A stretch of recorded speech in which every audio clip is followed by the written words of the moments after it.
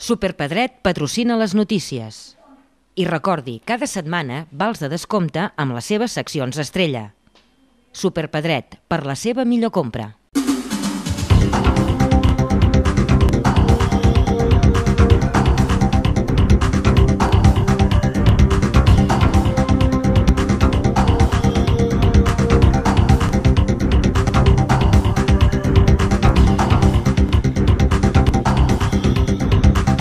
La Fira de Sant Josep de Gironella ha estat tot un èxit. Segons l'alcalde del municipi, Ramon Costa, l'eix del motor ha estat la línia encertada i es continuarà treballant en aquest àmbit. A partir de l'any que ve, l'Ajuntament es proposa afegir més elements de l'automoció per tal d'assolir un certamen especialitzat. Molt positivament. La Fira de Gironella, des de fa anys, era una fira que es dedicava preferentment a un sector. Les fires als pobles costa a vegades de trobar el fil per l'especialització i crec que amb aquest tema ha sigut un encert de la regidora, de la Sílvia Corbera, regidora de Promoció Econòmica, que tenint en compte que Gironella és un poble que des de fa molts anys ja, i a través també de l'Escuderia, té un marcat sentit encaminat de cara al motor, de tocar aquest tema. El tema dels cotxes, els minicotxes, va tenir un èxit rotund, pel que fa a les motos també, i aleshores també els cotxes antics. D'alguna manera hem pres nota de tot el que es pot millorar i evidentment potenciar aquest sector i tenint en compte que no es deixa de fer res del que s'havia fet fins ara, ens fa parlar que la fira ha sigut un èxit, primer per als expositors i pels temes a tocar i per altra banda el temps que ens ha acompanyat aquest diumenge, que ha sigut fantàstic.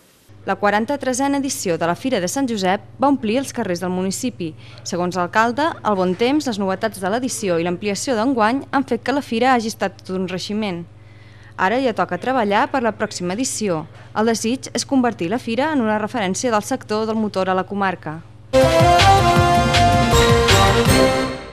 El director dels Serveis Territorials de la Catalunya Central, Josep Maria Palou, va aprofitar la visita a Berga del passat divendres per presentar el balanç d'actuacions a la comarca durant el 2007. El Departament d'Innovació, Universitats i Empresa de la Generalitat va invertir un total de 422.000 euros a la comarca. En indústria es van incentivar 4 empreses en realització de projectes d'innovació i diagnosis empresarials. En turisme es van dur a terme projectes de millora de les condicions d'ús, creació, reforma i rehabilitació i projectes de competitivitat tecnològica. També s'ha invertit en la modernització i adaptació de les oficines de turisme, incorporació de noves tecnologies i en la senyalització turística. El comerç i l'artesania també han rebut ajudes per part del departament.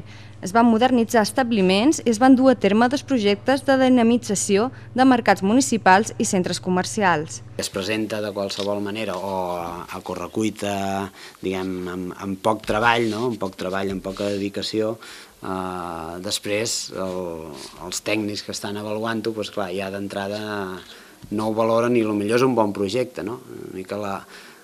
El missatge és que s'hi ha de fer una inversió en temps, en elaborar bé, explicar en detall, conèixer també bé aquells tècnics que ho valoraran, que la filosofia més essencial de la línia d'ajuts, llavors ajuden a l'empresari a enfocar-ho i a orientar-ho d'aquella manera.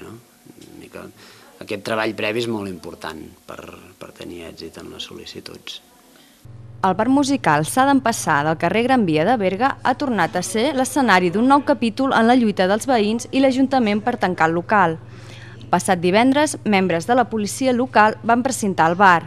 Segons la propietària, Sandra Vázquez, els funcionaris duien un ordre de l'alcalde Juli Gendrau. La propietària afirma haver rebut amenaces per part dels funcionaris. Si obria, seria detinguda.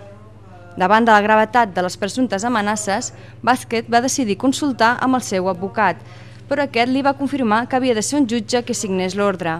I anar a consultar amb el nostre advocat, a portar-li la documentació que ens han donat, i quan l'advocat ha vist la documentació, efectivament no hi havia cap paper que posés que tenien un ordre per tancar, tot el contrari. L'ordre del jutjat del Contenciós de Barcelona, que ells volien fer creure que era l'ordre de tancament, era era tot el contrari, desestimaven la petició de l'Ajuntament de Berga, va fer una petició al contenciós per tancar el local i el contenciós de Barcelona ho va desestimar per falta de proves i perquè no tenia cap sentit.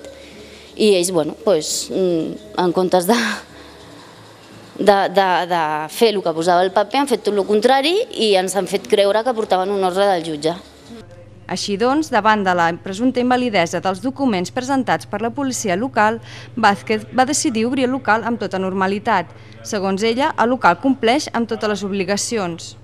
Al llarg del cap de setmana, cap membre de la policia es va presentar al local per detenir-los. Tan sols els van obrir un acte conforme havien obert el local.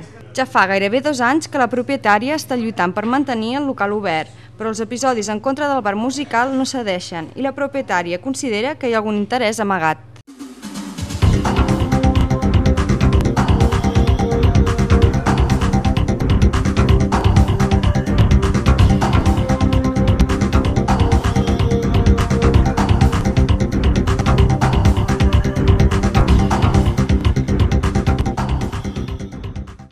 Superpedret patrocina les notícies. I recordi, cada setmana vals de descompte amb les seves seccions estrella.